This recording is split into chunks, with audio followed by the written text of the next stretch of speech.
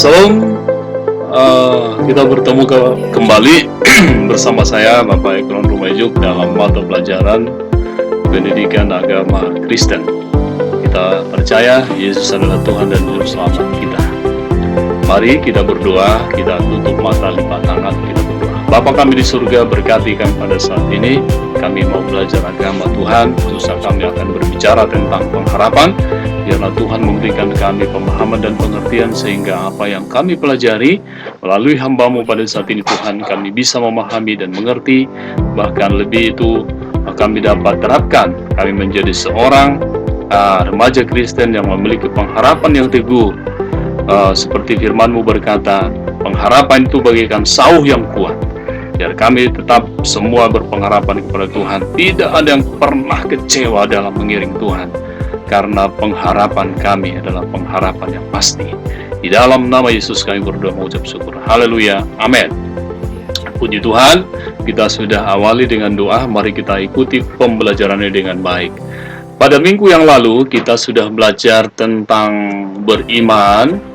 2 minggu berturut-turut kita sudah belajar tentang beriman kepada Kristus. Beriman artinya memiliki kepercayaan yang teguh kepada Yesus Kristus tanpa ragu sedikit pun. Dari kata pistis ya, dari kata pistis. Nah, beriman juga adalah memiliki pengertian setia. Nah, dalam menjalani kehidupan tentu ada godaan-godaan iman. Adam digoda, ya kan? Digoda imannya sehingga dia jatuh ke dalam dosa. Nah, kita dalam hidup ini bagaikan seorang tentara Romawi, sebagaimana Paulus mengatakan di dalam kitab Efesus ya. Dalam kitab Efesus itu ya, bagaimana kita harus berdiri teguh. Efesus pasal 6 ayat 13 sampai 18.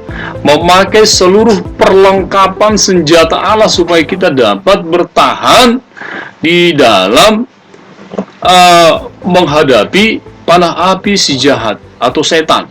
Nah, setan bisa saja memakai orang, bisa memakai teman kita, bisa memakai siapapun. Nah, kita lihat Hawa tergoda oleh setan yang menyerupai ular, gitu ya. Nah, jadi dalam kehidupan kita sekarang pun iman kita bisa digoda. Setan mungkin tidak akan berwujud seperti hantu, gitu kan, yang menakutkan, tetapi bisa terlihat rapi, bagus, baik, gitu ya. Itulah sebabnya supaya kita menang menghadapi godaan-godaan, maka kita harus memakai perlengkapan senjata Allah. Apa itu kemarin? Satu apa? Ada perisai iman, ada ketopang keselamatan, ada baju jirah keadilan, ya kan? Ada pedang roh, ada kasut kebenaran, dan seterusnya, supaya kita menang menghadapi setiap godaan-godaan. Nah, kemudian jangan lupa berdoa. Nah, sama dengan ini, tantangan yang dihadapi oleh Paulus dan Silas, ini juga merupakan, tantangan ini merupakan cobaan ya, cobaan. Nah, ini cobaan. Nah, imannya dicobai. Nah, dengan bagaimana? Dengan dimasukkan dalam penjara. Dia masuk dalam, biasanya penjara itu tempat orang-orang jahat, ya kan? Tapi Paulus dan Silas itu, ya, dimasukkan dalam penjara karena memberitakan Injil. Injil itu kabar baik, artinya kabar baik. Tetapi ada orang yang menuduh dia melakukan sesuatu perilaku atau tindakan yang menyesatkan sehingga dia ditangkap, ya, masuk dalam penjara. Tetapi imannya tetap kuat. Karena imannya kuat, mereka bernyanyi dalam penjara, maka mereka dibebaskan oleh Tuhan. Belenggu-belenggu yang mengikat mereka terlepas semua, ya. Jadi imannya kuat. Daud ingin dibunuh oleh Saul dalam 1 Samuel pasal 18, itu kemarin ya. Nah, tetapi sekalipun ingin dibunuh, Daud tetap percaya kepada Tuhan, tidak tergoyahkan. Ayub juga begitu. Ayub dengan berbagai masalah dan persoalan yang dia hadapi, iman Ayub tetap teguh di dalam Tuhan. dia dicobai, dia tidak sedikit goyah karena dia percaya kepada Tuhan. Nah, dalam kehidupan sehari-hari kita ada banyak godaan iman. Ya, coba perhatikan di bawah ini. Apa yang pernah kamu alami? Godaan apa? Apakah dari uang, apakah dari makanan, atau dari teman, atau teman kamu mengajak kamu untuk melakukan sesuatu yang jahat, atau teman kamu menyuruh kamu untuk tidak percaya kepada Yesus, tetapi menyuruh kamu untuk pindah keyakinan. Nah, ini godaan buat kamu. Orang yang tidak kuat imannya, maka dia akan meninggalkan itu dengan cepat, meninggalkan imannya dengan cepat. Mungkin juga bisa godaan dari pacar, melakukan hal yang tidak baik, ya, hal yang tidak bermoral. Nah, kemudian juga mencontek, ini hal kecil, ini godaan juga. Karena apa? Karena Tuhan mengajarkan kita supaya kita jujur, gitu ya, kita jujur. Nah, tetapi ya, karena kita malas belajar, maka kita digoda untuk mencontek punya orang. Nah, itu godaan. Baik. Nah, sekarang kita tanggal 3 Agustus 2020 dalam pertemuan yang ketiga ini kita akan berbicara ya tentang pengharapan. Iman dan pengharapan itu harus sejalan, ya. Hidup berpengharapan. Nah, hidup berpengharapan. Kita baca dulu bahan Alkitabnya, Korintus pasal 4 ayat 8. Begini firman Tuhan. Dalam segala hal kami ditindas namun tidak terjepit, kami habis akal namun tidak putus asa, kami dianiaya namun tidak ditinggalkan sendirian, kami dihempaskan namun tidak binasa. Nah, artinya dia tetap berpengharapan kepada Tuhan. Ini adalah firman Tuhan yang ditulis oleh Rasul Paulus. Sekalipun banyak masalah dan pencobaan persoalan dalam kehidupan, dia tetap berpengharapan kepada Kristus. Hope. Apa itu hope? Artinya pengharapan. Bahasa Inggris dari pengharapan adalah hope. Ya. Nah, kira-kira seperti ini orang yang berpengharapan itu, dia pandang ke depan bagaimana kehidupan ini, bukan dilihat ke belakang, tapi dia fokus ke depan melihat panggilan Tuhan. Adapun masalah, adapun persoalan, dia biarkan masalah ada di belakang, tetapi dia tetap memandang kepada Yesus sebagai pengharapannya. Nah, juga digambarkan bagaimana sebuah tumbuhan, ya, sebuah tumbuhan di tangan, hope, di tumbuhan di tangan yang berharap nanti akan tumbuh menjadi sebuah tanaman yang besar. Apa arti pengharapan? Menurut Kamus Besar Bahasa Indonesia, perhatikan, dari kata dasar harap, ya, artinya apa? Mohon, minta, hendaklah. Nah, itu ya. Nah, kemudian yang kedua, keinginan supaya sesuatu terjadi, itu harap.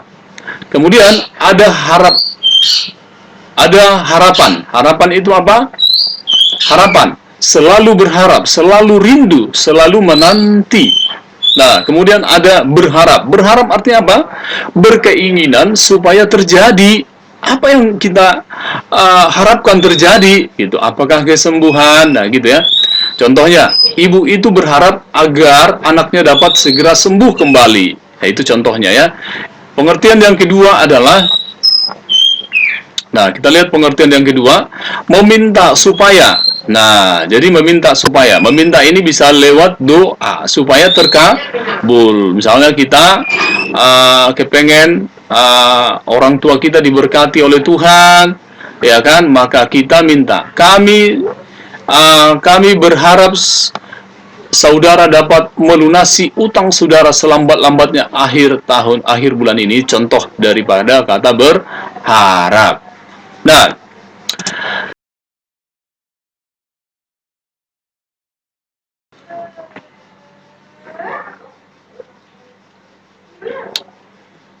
arti pengharapan dalam Kamus Besar Bahasa Indonesia tadi dapat kita simpulkan seperti ini, ya. Pengharapan berasal dari kata dasar berharap yang berarti mohon, minta, keinginan supaya sesuatu terjadi, dan sesuatu itu biasanya hal yang sesuai dengan kebutuhan atau keinginan. Itu ya, hal sesuatu itu berkaitan dengan kebutuhan atau keinginan kita. Misalnya kita sakit, ya kan? Yang kita inginkan apa? Kesembuhan. gitu kan? Misalnya, masa depan kita yang kita inginkan apa? Yang kita butuhkan apa? Masa depan yang cerah, memiliki pekerjaan. Maka seorang yang anak sekolah harus memiliki cita-cita. Nah, harapan kita kepada Tuhan apa? Harapan kita kepada Tuhan, cita-cita kita terkabul. Misalnya, mau jadi polisi, mau jadi dokter, mau jadi guru seperti Pak Ikron, mau jadi pengusaha muda. Nah, itu cita-cita. Nah, harapan kita, cita-cita terkabul oleh Tuhan. Nah, pengharapan menurut Alkitab, Kitab Ibrani pasal 6 ayat 19 berkata, pengharapan adalah sauh yang kuat dan aman bagi jiwa. Ya, bagi jiwa kita yang telah dilebuhkan sampai ke belakang tabir, di mana Yesus telah masuk sebagai perintis bagi kita ketika ia menurut pengertian Melkisedek menjadi imam besar sampai selama-lamanya. Nah, jadi menurut kitab Ibrani, pengharapan itu apa? Pengharapan itu adalah sauh yang kuat. Nah, perhatikan, sauh itu biasanya apa? Sauh itu dimiliki apa? Pesawat atau mobil atau kapal laut. Kapal laut ya. Kapal laut itu punya sauh. Sauh itu namanya kalau zaman ini kita sebut itu jangkar. Tahu jangkar ya? Nah, jangkar kayak begini. Nah, jangkar inilah nanti yang akan membuat perahu itu atau kapal itu bisa berhenti, ya, berhenti atau tidak diombang-ambingkan. Nah, kalau orang yang berpengharapan, ya, orang yang berpengharapan, dia akan teguh jiwanya, akan aman jiwanya. Jadi tidak khawatir akan masa susah, ya, tidak khawatir akan keadaan yang sulit. Nah, orang karena apa? Karena dia punya pengharapan kepada Kristus bahwa Yesus dapat menolong dan melakukan sesuatu yang tidak mungkin kita lakukan. Nah, oleh karena itu berharaplah kepada Tuhan.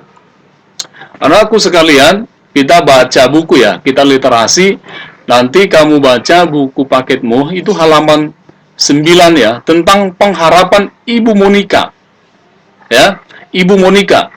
Nah, Ibu Monica itu adalah ibu dari Agustinus, seorang teolog Kristen terkenal di dunia. Jadi, Agustinus itu anak dari Ibu Monica ini adalah seorang bapak gereja kita ya, dulu udah lama terjadi.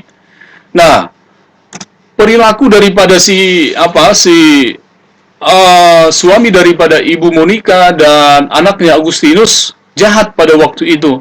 Tetapi Ibu Monica ini suka berdoa. Dia tetap berharap kepada Tuhan supaya suatu saat, suatu kali nanti suaminya yang suka minum dan berjudi dan anaknya juga yang nakal jahat berubah dan hidupnya berkenan di hadapan Tuhan. Selama berpuluh-puluh tahun Ibu Monica ini berdoa kepada Tuhan. Dan kemudian ketika Agustinus merantau keluar dari negaranya, ternyata di sana bertemu dengan seorang pendeta, dan itulah awal dari perubahan hidupnya, dan dia menjadi seorang yang terkenal di dunia. Itu dari mana? Dari pengharapan Ibu Monica. Nah, pengharapan itu ya diwujudkan melalui doa-doanya. Ya, nah inilah Agustinus ya. Agustinus. Nanti kamu baca ya nak ya, halaman 9 tentang pengharapan Ibu Monica. Apa yang kita pelajari dari sini? Kita bisa belajar, sekalipun mungkin sekarang kita sedang dalam keadaan sulit, orang tua kita sedang tidak bekerja, keadaan kita miskin barangkali, keadaan sulit, tetapi kita berharap kepada Tuhan bahwa suatu saat Tuhan bisa mengubahkan keadaan kita menjadi keadaan yang lebih baik ya. Nah, pengharapan seorang Simeon ini dalam Alkitab Lukas pasal 2 ayat 21 sampai 40. Ada seorang bernama Simeon. Baca nanti Lukas pasal 2 ya. Lukas menyebut Simeon sebagai orang yang benar dan saleh yang menantikan penghiburan. Tapi dia berharap ya. Lukas pasal 2 ayat 25 berkata, ia dengan setia terus beribadah kepada Tuhan, berdoa menyembah dan melayani Tuhan di bait Allah. Simeon percaya saat akan tiba bagi Allah untuk memenuhi janjinya, kepercayaan yang terus dipegang dan dipeliharanya sampai masa tuanya. Jadi dia berharap, ya, ingin melihat yaitu Mesias itu, nah, dan itu terjadi sampai pada masa tuanya. Nah, itu sebabnya kita harus tetap berharap. Abraham pun demikian, ya. Kalau kamu tahu tentang Abraham, dia tetap berharap kepada Tuhan. Akhirnya Tuhan memberikan anak kepada dia yang bernama siapa? Ishak, dari istrinya Sarah. Baik, pengharapan, hope. Pengharapan itu adalah sauh yang kuat dan aman bagi jiwa kita. Ibrani 6 ayat 19. Itu sebabnya jangan sampai malas atau jenuh untuk berharap, karena pengharapan kita adalah pengharapan yang pasti. Apa hubungan iman dan pengharapan? Perhatikanlah. Iman dan pengharapan itu memiliki hubungan yang erat. Iman tanpa pengharapan itu nol juga, ya. Kalau dalam 1 Korintus pasal 13, ya, berkata iman, pengharapan dan kasih itu tidak bisa dipisahkan. Jadi ketiga itu saling berkaitan. Nah, sekarang hubungan iman dan pengharapan. Pengharapan tidak berdiri sendiri tapi berkaitan dengan iman. Karena iman membuat orang memiliki pengharapan kepada Allah.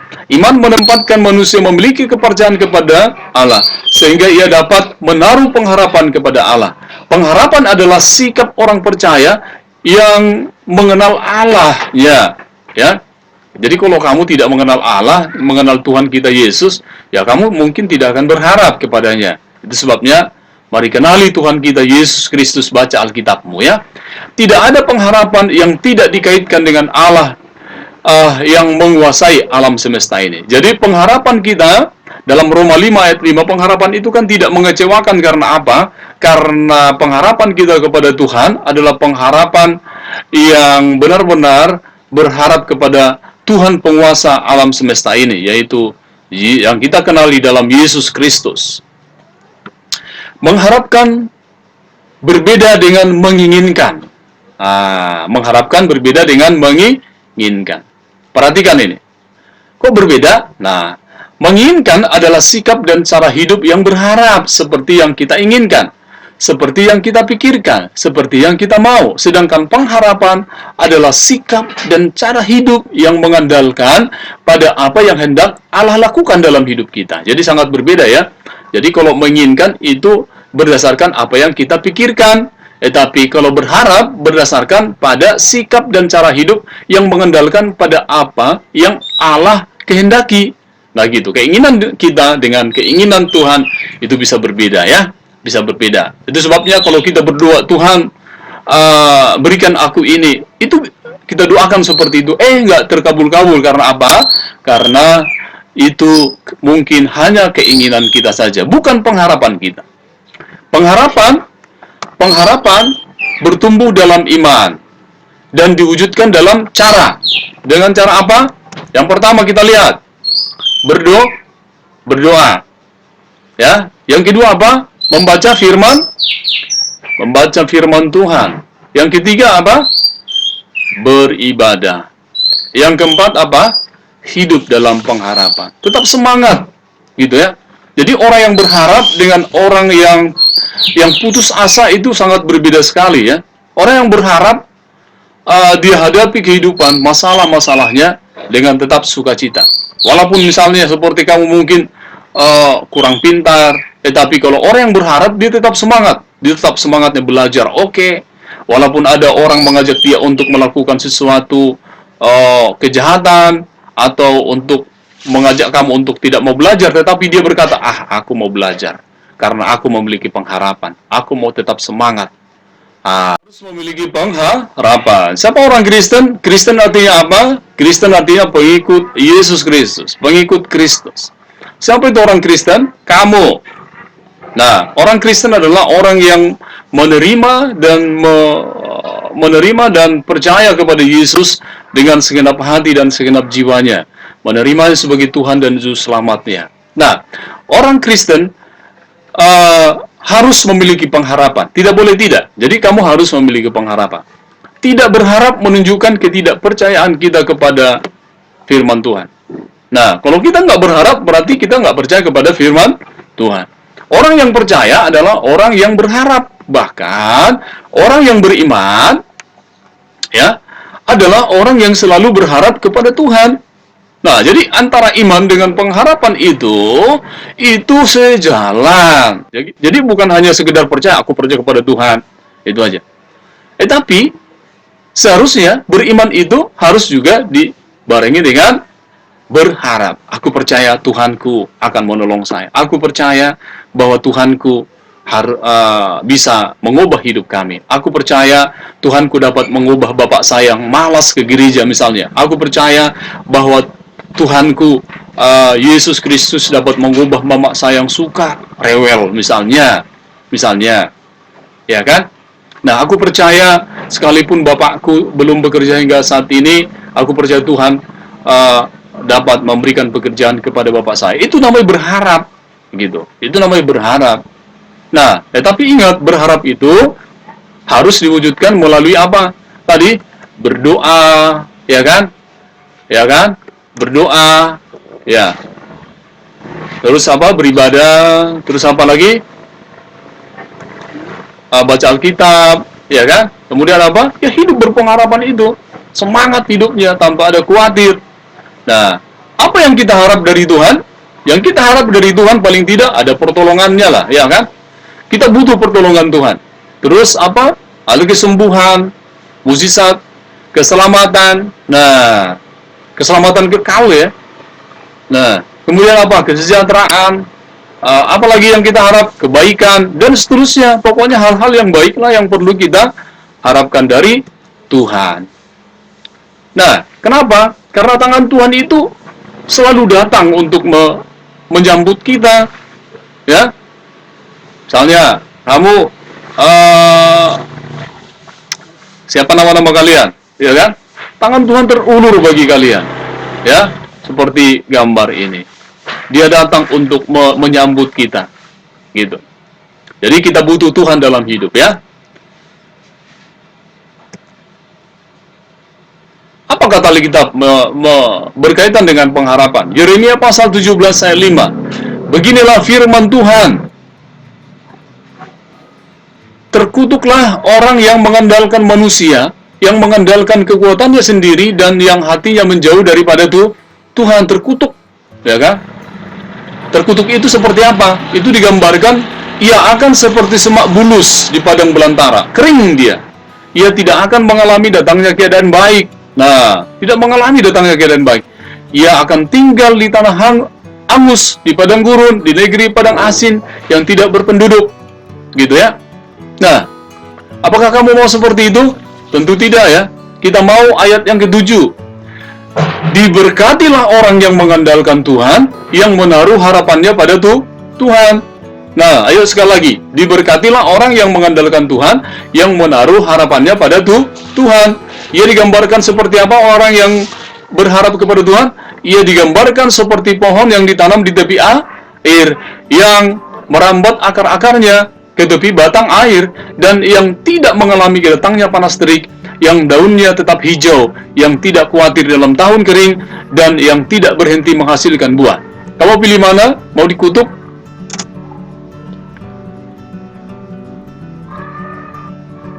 Atau mau diberkati? Nah, saya harap, Bapak berharap kamu mau diberkati, bukan mau dikutuk. Kalau mau diberkati, maka kita berharap ya, berharap. Bukan berharap kepada manusia, tetapi berharap kepada Tuhan. Mengapa berharap kepada Tuhan? Nah, ini menjadi pertanyaan ya. Mengapa kita berharap kepada Tuhan? Karena Tuhan kita adalah Tuhan yang mampu menolong kita. Ya.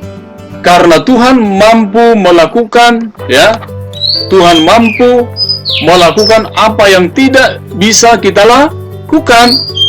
Nah, kalau kamu berharap sama saya mah nggak bisa menolong kamu. Uang saya terbatas, kekuatan saya terbatas. Tetapi, kalau kita berharap sama Tuhan, Dia mampu melakukan apa yang tidak bisa kita lakukan. Nah, seperti gambar ini ya. Tuhan itu suka menolong, ya. Dia sanggup menolong kita. Nah, Kemudian apa? Perhatikan nih. Karena Tuhan itulah pembuat mujizat. Miracle. Miracle ya. Nah, miracle itu adalah keajaiban. Tuhan mampu melakukan keajaiban. Nah, anak-anak kami sekalian, agar kamu lebih mengerti tentang makna pengharapan, isilah tabel di bawah ini dengan mengisi dua kolom yang sudah tersedia. Kolom pertama diisi dengan 5 ciri hidup orang yang memiliki pengharapan, dan kolom satunya diisi dengan 5 ciri hidup yang tidak memiliki pengharapan. Ada nggak orang Kristen yang tidak memiliki pengharapan? Ada. Gitu ya. Kerjakan halaman 12 di bukumu. Ciri orang berpengharapan, misalnya apa? Tetap semangat. Ciri orang yang tidak punya pengharapan, apa? Mukanya cemberut setiap hari. Ah, itu ya. Jadi dikerjakan ini nanti akan saya kirim ke Google Classroom ya. Tolong ya, kamu yang belum masuk ke Google Classroom, silahkan masuk ke Google Classroom dan kerjakan semua tugas-tugas yang saya berikan di situ. Baik, nilai prakteknya apa? Nilai praktek, membuat tulisan indah yang menarik dengan kata-kata firman Tuhan diambil dari ayat Alkitab yang berisi kata harapan. Jadi dari ayat Alkitab itu ada kata-kata harapan, pengharapan, atau berharap. Contohnya di bawah ini. Dan pengharapan, nih kan ada kata pengharapan ya, pengharapan ini tadi ya. Nah, dan pengharapan tidak mengecewakan karena kasih Allah telah dicurahkan. Nah, Roma 5 ayat 5. Nah, jadi kamu tulis pakai tangan ya. Nah, tulisan indah ya, tulisan dilukis ya, dilukis bagus. Dilukis di mana? Di selembar kertas fotokopi ukuran A4 ya, ukuran A4. Kertas fotokopi ukuran A4. Nanti tanya tukang fotokopinya, Bu, Pak, minta beli kertas fotokopi ukuran A4. Oke? Nanti ditulis, lalu difoto, lalu dikirim ke Google Classroom ya. Google Classroom. Oke? Ini nilai praktek ya, nak ya. Oke. Ada lagi nih. Oke, kesimpulan. Silakan baca.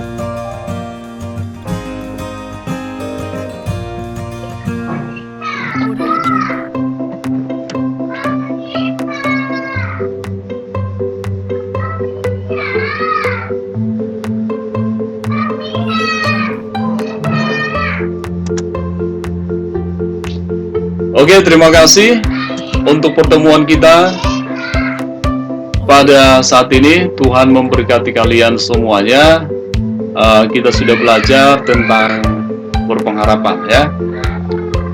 Berpengharapan. Mari kita tetap berharap kepada Tuhan. Salam, Tuhan memberkati.